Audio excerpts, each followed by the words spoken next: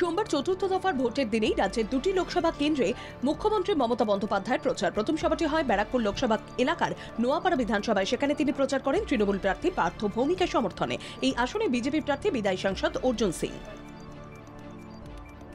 সোমবার চতুর্থ দফার ভোটের দিনেই মুখ্যমন্ত্রী মমতা বন্দ্যোপাধ্যায় দ্বিতীয় সভাটি করেন নদিয়া জেলার গয়েশপুরে। সেখানে তিনি প্রচার করেন বনগাঁ লোকসভার তৃণমূল প্রার্থী বিশ্বজিৎ দাসের হয়ে। এই আসনে বিজেপির প্রার্থী হয়েছেন বিদায়ী সাংসদ শান্তনু ঠাকুর। ভোটের কয়েক ঘন্টা আগে খুন তৃণমূল কর্মী। বোলপুর লোকসভার কেতুগ্রামে তৃণমূল কর্মীকে কুপিয়ে খুন। সিপিএম এর বিরুদ্ধে হামলা চালিয়ে খুনের অভিযোগ শাসক দলের। ঘটনা তদন্তে নেমেছে পুলিশ।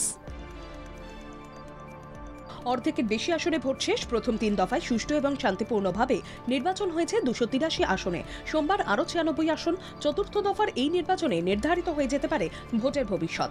লোকসভা নির্বাচনে চতুর্থ দফার ভোট গ্রহণ সোমবার।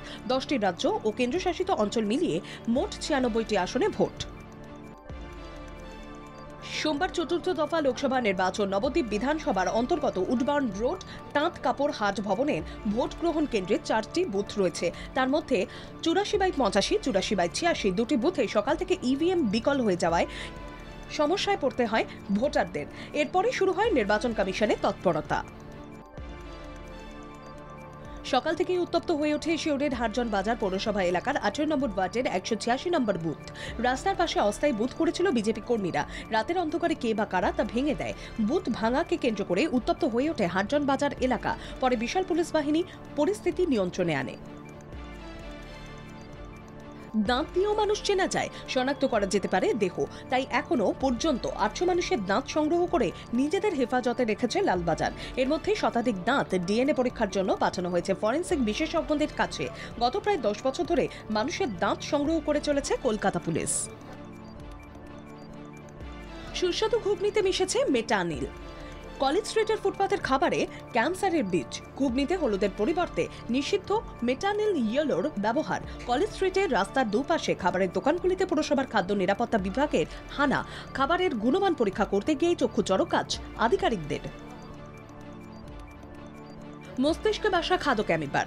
রোগীকে সুস্থ করল পিজি হাসপাতাল। পরীক্ষায় দেখা যায় ওই প্রৌঢ়ার মস্তিষ্কে বাসা বেঁধেছে অ্যামিবা। প্রায় 2.5 মাস চিকিৎসার পরে ওই মস্তিষ্ক খাদক পরজীবীর হাত থেকে রোগীকে বাঁচিয়ে সুস্থ করে বাড়ি পাঠালো হাসপাতাল। আলিপুর আবহাওয়া দফতর জানিয়েছে সোমবার কলকাতা সহ দক্ষিণবঙ্গের সব জেলাতেই হালকা থেকে মাঝারি বৃষ্টির সম্ভাবনা রয়েছে। তবে বিক্ষিপ্তভাবে সঙ্গে 30 থেকে 40 কিলোমিটার গতিবেগে বইতে পারে ঝোড়ো হাওয়া। সোমবার পর্যন্ত বৃষ্টির সম্ভাবনা রয়েছে উত্তরবঙ্গের সব জেলাতে। দেশে চতুর্থ দফার ভোট পর্ব সোমবার। 10 রাজ্য ও কেন্দ্রশাসিত অঞ্চলে 96 আসনে নির্বাচন। বাংলার 8 আসন ছাড়াও ভোট হচ্ছে অন্ধ্রপ্রদেশে 25, বিহারে 5, ঝাড়খণ্ডের 4, মধ্যপ্রদেশের 8, মহারাষ্ট্রের 11, ওড়িশার 4, তেলেঙ্গানার 17, উত্তরপ্রদেশের 13 এবং জম্মু ও কাশ্মীরের 1টি আসনে। পোড় খাওয়া রাজনীতিক থেকে সেলিব্রিটি, এই পর্বে লড়াইয়ে রয়েছেন একাধিক হেভিওয়েট। 400 পারের স্লোগান দিয়ে ভোট ময়দানে নামা বিজেপি আশা করেছিল দক্ষিণ ভারতে এবার গেরুয়া ঝড় উঠবে। সেই দক্ষিণের রাজ্যগুলিতে ভোট শেষ হয়ে যাচ্ছে চতুর্থ দফাতেই। চতুর্থ দফায় অন্ধ্রপ্রদেশ ও তেলেঙ্গানায় নির্বাচন। বিজেপির আশা এই দুটি রাজ্যের আগেরবারের থেকে অনেক ভালো ফল করবে দল। আগের 3 দফায় মোটের ওপর ভালোভাবেই মিটেছে ভোট গ্রহণ। 19-এর তুলনায় ভোটের হার সামান্য কম। চতুর্থ দফা ভোটে তাই গণতন্ত্রের উৎসবে সকলকে সামিল হওয়ার আহ্বান জানালেন প্রধানমন্ত্রী নরেন্দ্র মোদী। সোমবার সোশ্যাল মিডিয়ায় পোস্ট করে বিশেষভাবে মহিলা ও যুব সম্প্রদায়কে বার্তা দিলেন তিনি। অশ্লীল ভিডিও কাণ্ডে গ্রেফতার আরও 2 বিজেপি নেতা। ভিডিও ফাঁসের অভিযোগ এখনও অধরা প্রাক্তন কর্ণাটকের প্রধানমন্ত্রী এইচ.ডি. দেবগৌড়ার পৌত্র তথা সাসপেন্ড হওয়া জনতা দল সেকুলারের সাংসদ প্রজ্জ্বল রেভান্না। এই মামলায় এর আগে কর্ণাটকের বিজেপি নেতা দেবরাজ গৌড়াকে গ্রেফতার করেছিল সিট। রাহুল কি প্রধানমন্ত্রী পদপ্রার্থী নাকি, যে তিনি প্রধানমন্ত্রী নরেন্দ্র মোদীর মতো একজনের সঙ্গে মুখোমুখি বিতর্কে বসতে চান? রাহুলকে খোঁচা স্মৃতির, জবাব দিল কংগ্রেস। স্মৃতির এই বক্তব্যের মধ্যে বিরোধী শিবিরে প্রধানমন্ত্রিত্ব নিয়ে দ্বন্দ্ব উস্কে দেওয়ার কৌশল রয়েছে বলে মনে করছেন কংগ্রেসের একাংশ। ট্রেনে চেপে সিকিম ভ্রমণ এখন কেবলমাত্র সময়ের অপেক্ষা। জানা যাচ্ছে সেবক রংপুর রেল প্রজেক্টের কাজ 93% সম্পন্ন হয়ে গিয়েছে। বিশ্বের কঠিনতম রেল প্রজেক্টগুলির মধ্যে সিকিমগামী এই রেল লাইন নির্মাণ অন্যতম বলেই মনে করা হচ্ছে। তবে ভ্রমণ পিপাসুদের জন্য সুখবরই শুনিয়েছে নর্থ ইস্ট ফ্রন্টলাইন রেলওয়ে কর্তৃপক্ষ। দিল্লি ক্যাপিটালসকে হারিয়ে টানা পঞ্চম জয় পেয়ে প্লে অফে খেলার স্বপ্ন জিয়ে রাখল বেঙ্গালুরু। ৪৭ রানে এই জয়ের পর ১৩ ম্যাচে ১২ পয়েন্ট নিয়ে বেঙ্গালুরু ৭ থেকে উঠে গেছে পয়েন্ট তালিকার ৫-এ। অন্যদিকে সমান ম্যাচে সমান ১২ পয়েন্ট পেয়েও নেট রান রেটের হিসেবে দিল্লি নেমে গিয়েছে ৬-এ।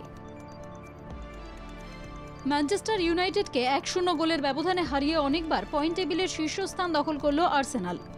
ওল্ড ট্রাফোর্ড প্রিমিয়ার লিগের ম্যাচটি ১-০ গোলে জিতেছে মিকেল আর্তেনাদের দল। ব্যবধান গড়ে দেওয়া গোলটি করেন লিওনার্দো ট্রোসার্ড। ঘোড়ার পিঠে চড়ে মা বৈষ্ণোদেবী দর্শনে গিয়েছিলেন অভিনেত্রী শিল্পা শেট্টি, আর সেই প্রেক্ষিতেই তার বিরুদ্ধে উঠে গেল পশু নিগ্রহের অভিযোগ। নেটপাড়ায় প্রশ্ন, আপনি এত ফিট হয়েও কেন অবলা ঘোড়ার পিঠে চড়ে পাহাড়ে উঠছেন?